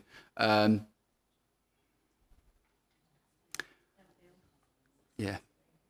Apologies, I can't find an easier comparison, but yes, it's that overarching 40%, and then at a later stage, it's agreed what that mix will be. I appreciate it's not a very clear explanation and maybe difficult to understand. Members, are we happy to move into the debate section? I've already moved the motion. Councillor Howlett, would you like to ask a question? And I will have to ask you, members, that this be the last question. Yeah, thank you. Thanks, Chair. I just wanted to help with Diane's question. What she actually means is, how can you give substantial weight to 40% affordable housing when this is only an outline application? Because 40% affordable housing is being proposed. It's still being proposed, even if there are details to agree in the future. It is still being proposed and would be, if it was approved this evening, it would be agreed by the committee that 40% tonight would be approved. And that is what would have to be provided. That is what is being, the mix, as I say, is at a later stage. However, that 40%, that is what's being given the substantial weight and being considered. And there's just other elements that feed into it that would be factored in at a later date. Are we happy, members, to move to the debate section? Just to reiterate, I have already moved the motion and it has been seconded by the Vice Chairman. The motion is for approval, subject to the conditions and informatives set out in the addendum as previously stated. Members, just to remind you, you may speak once. You have up to 4 minutes. Councillor Savage. So we speak a lot about the planning balance and about significant this and significant that. What is the tilted balance? So one man's yin is another man's yang. The actual wording in the NPPF is the title balance refers to specific provision of the National Planning Policy Framework, namely paragraph 11D. And according to the policy, if the relevant local plan policies for a planning application are outdated or silent on a matter, which our plan is, there's no doubt about that, the application should be approved, unless it is in a protected area. This is Greenbelt. Or the harms significantly outweigh the benefits. When I stood as a councillor, I stood because I wanted to do good things for our community. And in our community, as the public speaker eloquently stated, we have muntjac deer, we have badgers, we have foxes, we have hazel dormouse, we have hedgehogs, which are also on decline. This application, and in fact the applicant actually recognises, states, with regard to the badger compensation issue raised, it is indicated that the developer has acknowledged that the design provided at outline stage cannot accommodate an artificial badger set and an appropriate buffer zone. If you look at the drawing that you put up, Steve, with the water plan, we have walked that field. There is a huge badger set in the north-eastern corner where you propose to put, or in the outline plan, you propose to put the attenuation pool next to the playground. The other part of the badger set sits just underneath that huge oak tree, which roots, from our own experience recently in the Thundersley School, will come out vastly past where the actual branches of those trees are, so underneath at least 4 of those houses. The bit that I really don't get is the contradiction in terms of the balance. Because in Place Services document it says, and I quote, the site is fully designated under Thundersley Plotland Local Wildlife Site. It then goes on to say the local wildlife site has been designated because it contains the last remaining blocks of old plotland habitat with a valuable mosaic of habitats including grassland and woodland. Therefore, it is indicated that the proposal will separate the northern plotland parcels from the southern parcels and will significantly reduce ecological networks across the local wildlife site. Significantly reduce those sites. I'm coming to the end, sorry. I don't believe that you can relocate badgers. I don't think it's fair to relocate those badgers. At the moment, they can live happily on that site. They can migrate across that site to the western side where the woodland is and to the eastern side. And it's for those reasons, not because of people or 40% housing, it's because of the ecological disadvantages of this application that I cannot approve this application. I'm sorry. Thank you, Councillor. Ladies and gents, it's very warm. We've been here for an hour and a half. Could I just ask you to try to refrain until at least the end, yes? Thank you. Councillor Lillis. Yeah, thank you, Chair, and it is most certainly warm. Chair, I'm very angry that this application has been recommended for approval and for the reasons and language contained in the report. And sadly, I cannot have full confidence in the report before us, given the lack of accuracy and the misinformation in it. An example would be that on page 8, it refers to the access point at Dawes Heath Road. Page 18 of the report states that the A130 sits to the south of the site. I'm assuming that's the A13. The report repeatedly makes mention that this borough has an acute housing need for market and affordable housing. I have recently sat through 2 appeals in this very chamber, a 2-day hearing and a 4-day full public inquiry where this council defended those sites by strongly refuting that harm to the Greenbelt could be outweighed by housing need and the provision of affordable housing. So what has changed? Why the change in position? I find the planning officer's decision to base his conclusions on housing need to be deeply concerning. The report states that the council has published a new housing needs assessment, but says that it is most appropriate for this to be tested through the local plan examination process. So here the council are saying that we need to wait for the local plan examination process, and yet, in recommending this application for approval, officers are going against paragraph 152 of the NPPF that clearly states that once established, Greenbelt boundaries should only be altered in the most exceptional circumstances through the preparation or review of the local plan.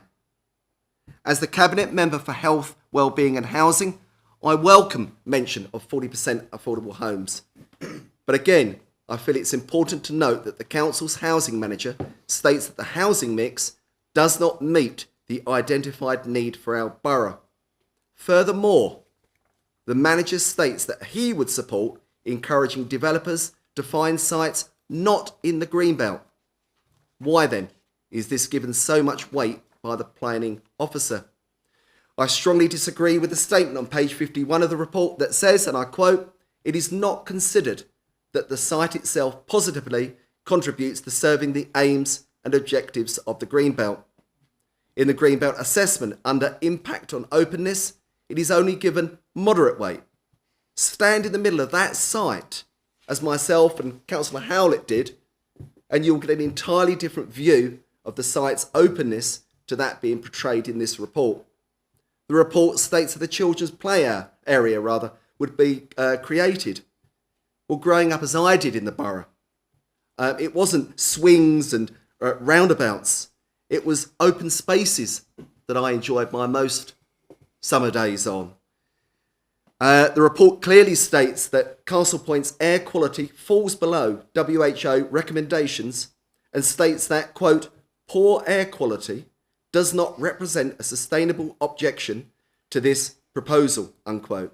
Maybe not, but on behalf of every resident of this borough, I wish to have it on record that I find it morally objectionable that we choose to ignore the risks associated with this silent killer. The Essex Badger Protection Group strongly objects to the planning application and talks in terms of the, quote, "high populations of badgers in and around this location," unquote. It goes on to say that they highly recommend that this land is, quote, "left as a buffer zone for badgers and other wildlife," unquote. It is very disappointing that many of the objections raised by residents seem to have been simply swatted away. Many of them have been dismissed on the grounds that a construction environment management plan will cover the construction period. Well, what about the long-term negative effects of this development that remain unanswered? There is very little in this report on flood risk. Pretty Brook, as we've heard, runs along the northern edge of the site. And when Councillor Howlett and myself looked in said brook, there was water running in it. Yeah, in June. Look at the heat that we've had.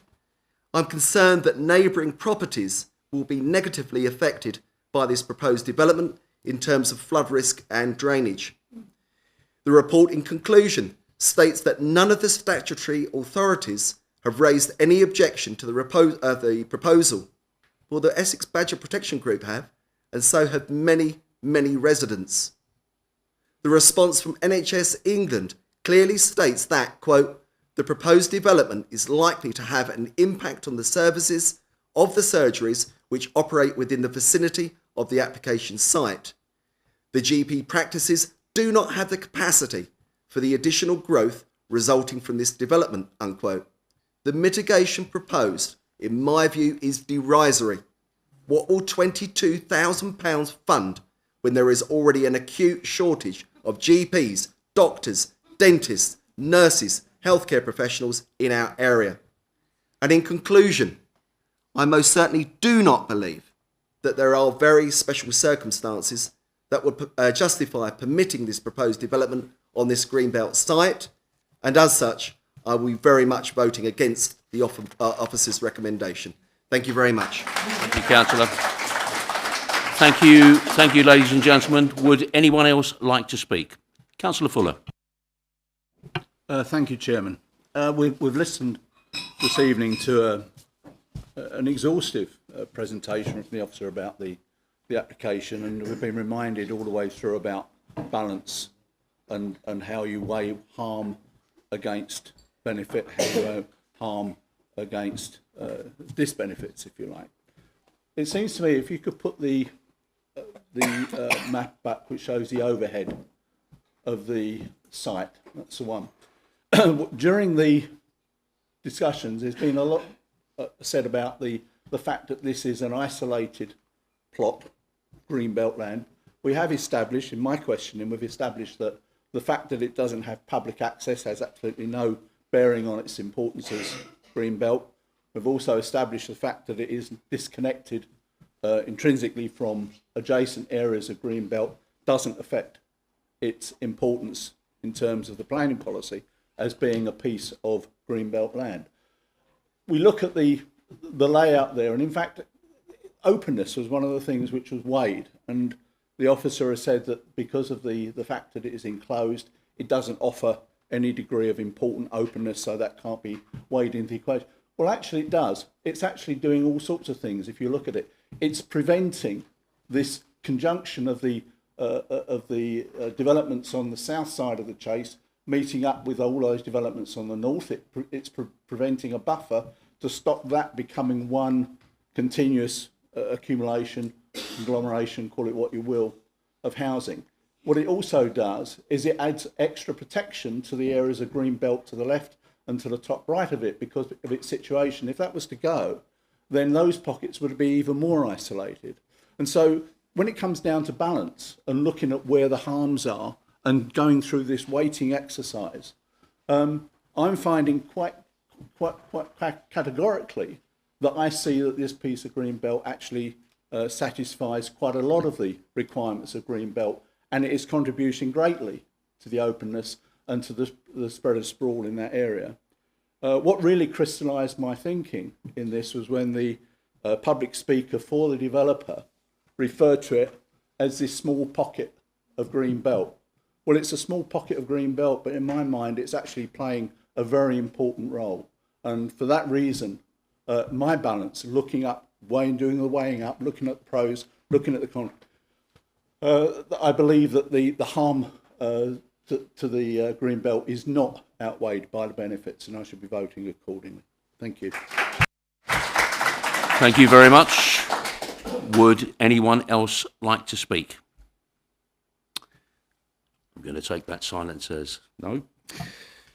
Members, the motion before you is to approve the application, subject to approval by the Secretary of State. May I have a show of hands, please? Those for the motion. Those against the motion.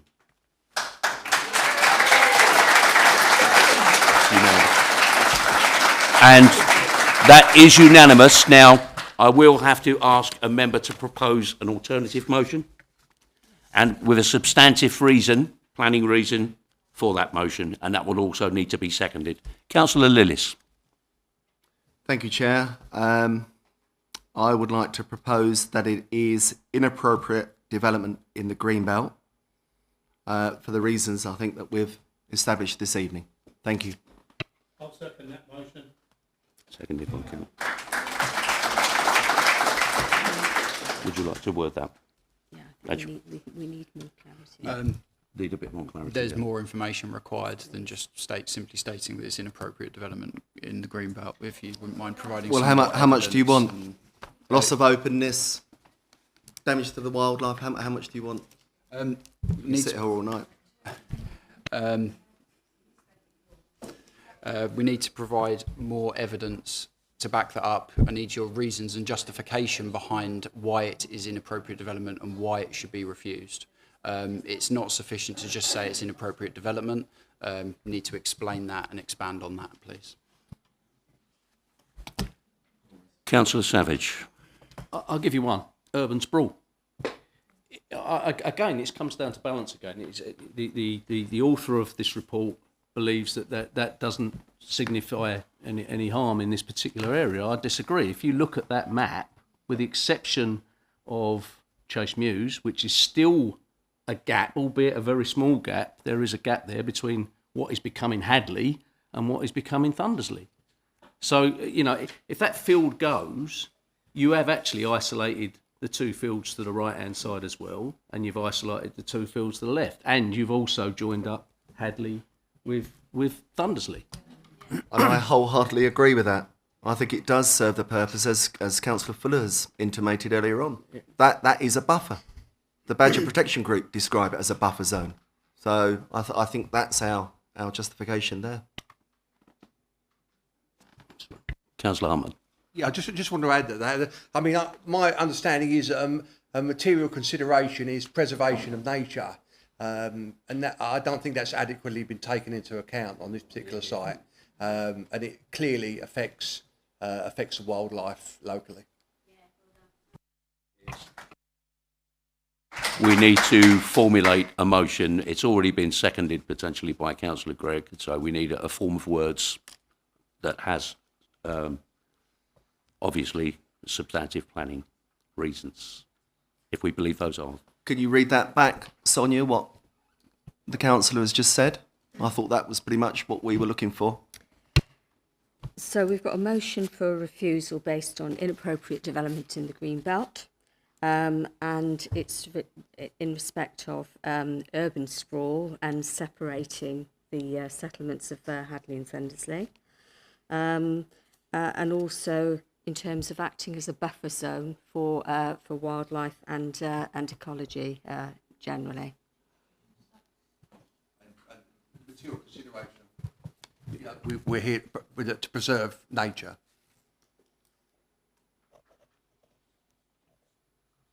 Councillor Fuller. I can only add to this by my own reasoning for refusal. Quite simply, is that the decision we make is whether the harm to the green belt is outweighed by the benefits. My conclusion is that the report and the debate this evening has shown that there is insufficient evidence to say that the benefits outweigh the harm to the green belt. Therefore, that is why I have refused.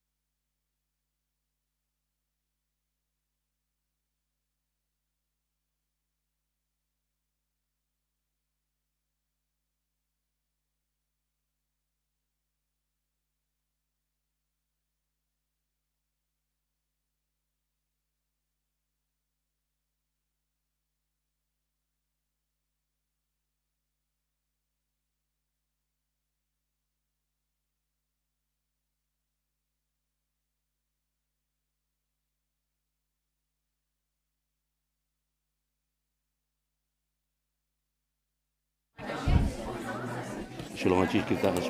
Yeah, I think you need to move. If you move the motion.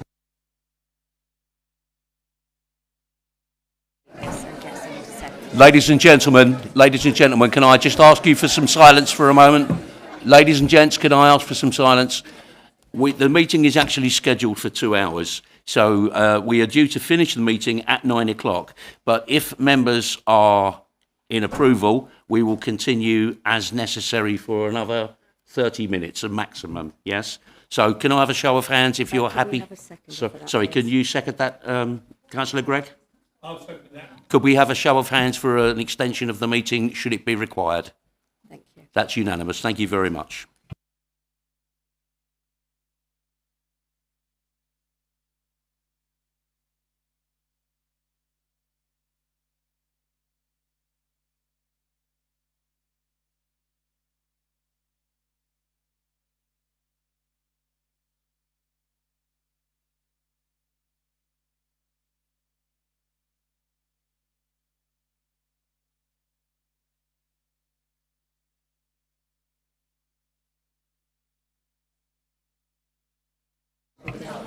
Thanks, ladies and gentlemen. Just for committee members, it's been suggested that the motion for refusal needs to be more substantive, and maybe if we look at Appendix 2 and stipulate which of those we actually disagree with as a basis for a refusal motion. So could I just clarify? Yes. So basically, you've last off you stated that there's insufficient evidence to state that the harm to the green belt is outweighed by the benefits of the application, So we need more concrete evidence really to support that statement, please. Councillor Savage. I'm really sorry, but as a point of order, Chair, previously, when we've been asked to make decisions like this, we've been told that we have to go back to the planning inspectorate with one good reason why we have turned down or approved whatever an application. One good reason is inappropriate development in the green belt. I don't understand why we're even having this debate. I'm just going to allow Stephen to chip in. So if we were to go back simply and say this application is refused because it is inappropriate development in the green belt, and that is the sole sentence that is the reason for refusal, that is not justified or backed up by evidence. It needs to be backed up by evidence. You need to show the consideration of the weight that has led you to that consideration and why you consider the benefits don't outweigh the harms. My professional opinion, if you stick with just going, it is inappropriate and we don't justify it, then it's tantamount to unreasonable behaviour, in my opinion, and we could be a subject of award of costs at appeal. But if I may come back... Councillor Lillis, sorry.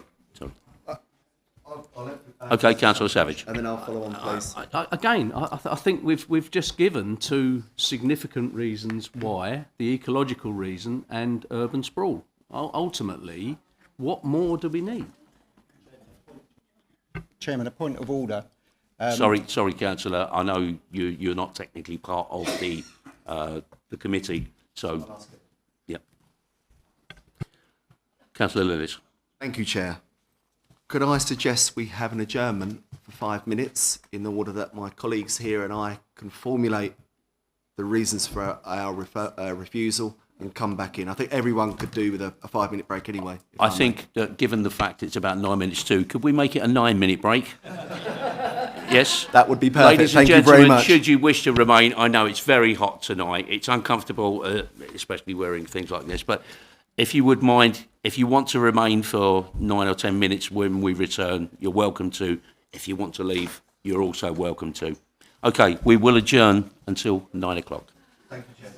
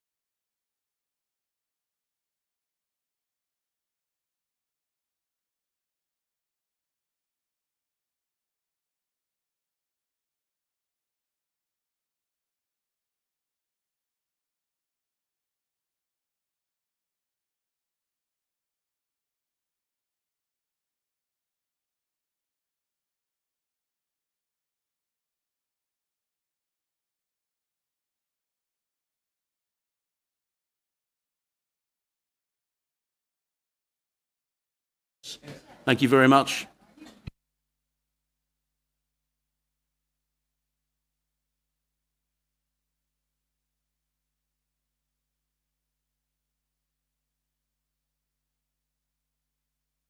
Councillor Lillis, could you propose the alternative motion which has already been seconded? Thank you. Thank you, Chair.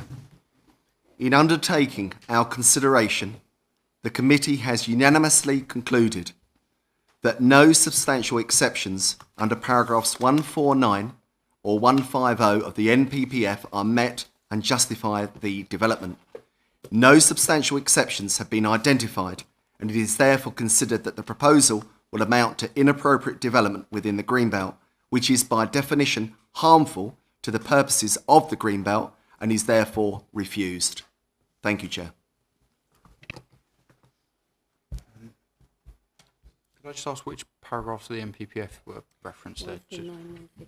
I am referencing here to paragraphs 149 and 150, which explain why very special circumstances do or do not exist, and we're saying that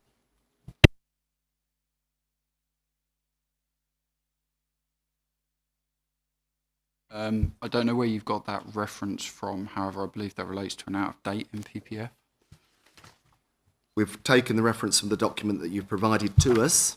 Oh, apologies, if that's the case. Which further cast doubt on the accuracy of the report in front of us. Thank you. I'm going to move this to a vote. Can you allow Steve the opportunity to come back, please? I mean, you could perhaps remove the references to the said paragraphs, because I think the gist of the motion would stand up to scrutiny, but obviously I'll defer to my colleagues for that. Thank you. Stephen, if you would like to just respond to that. Yes. I'll offer you my professional opinion on the reason for refusal is that I don't think it provides sufficient justification to justify why you are considering that the application should be refused.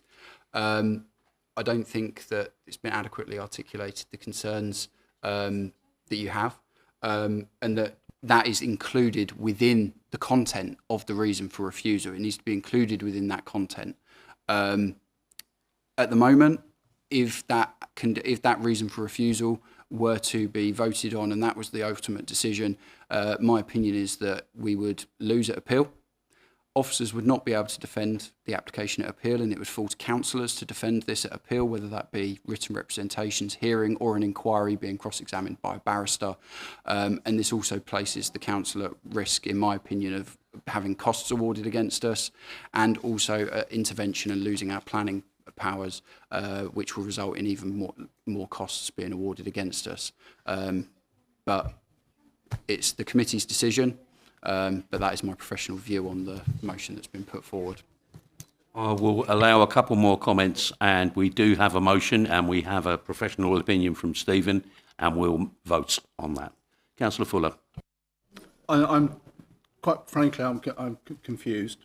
The reason I'm confused is because you're saying that within your judgment within the report and your conclusion report, you've simply said that on the balance, you have come to a conclusion that the advantages, if you, in summary, outweigh the harms of Greenbelt. What we're saying is, in our deliberation of your presentation, our view is the balance doesn't outweigh it. Simple. Councillor Savage, would you like to add to that? I personally would happily sit in front of a barrister as a councillor and defend this report. There are inaccuracies in it that are inexcusable. We were not allowed access into that site. We were given misinformation regarding that site. And as for all the reasons that both Councillor Lillis and Mike has suggested, I would happily stand before anybody and argue that fight. Likewise. Members, the motion before you is for refusal based upon the reasons stated by Council. Could I have a show of hands, please? Those for the amended motion.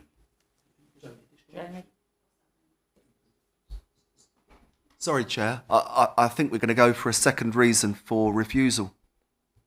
Are we not, Jamie? As well.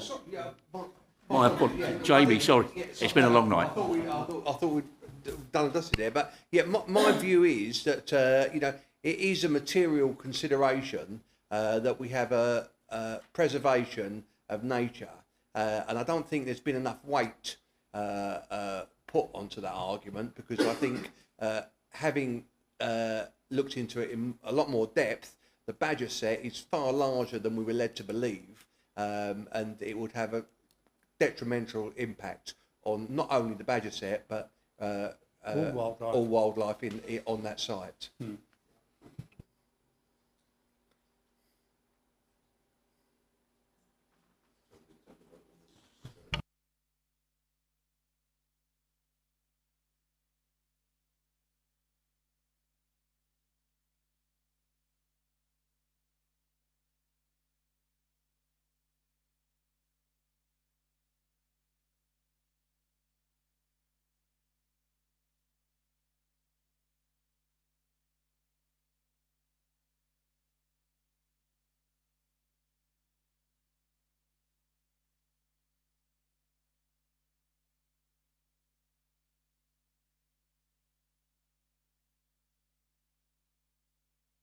So as to the second point raised by Councillor Huntman, we just need a form of words as... I'm sorry, folks, it is a legal requirement. We're talking about planning law, and there are some parts of it that require words. My view is, and the wording I'd imagine that we should go with, is something to the effect that that preservation of nature is a material consideration that should be given great weight when reviewing this site, and in our opinion as the committee, believe that not enough weight has been given to this. So would we say insufficient weight given to the harm to nature? Yep.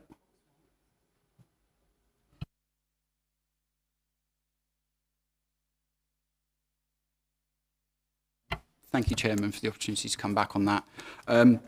As I did with the first proposed reason for refusal, I will also come back and offer my professional advice on the second reason.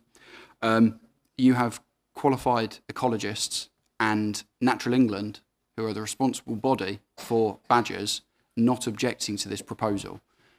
You are, in effect, saying that you are superseding their qualifications and you disagree with their professional opinions.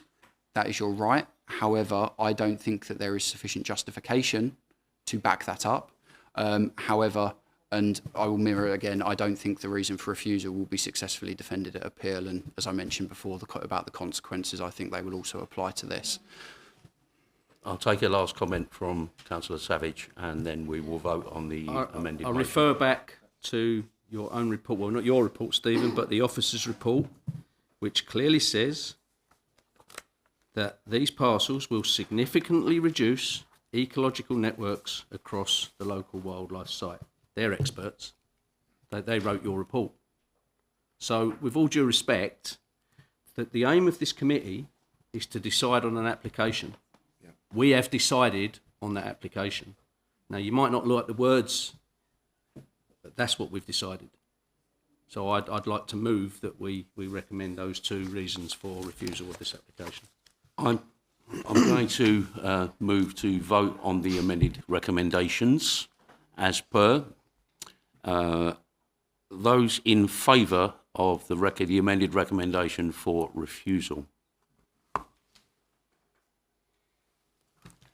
And that is unanimous.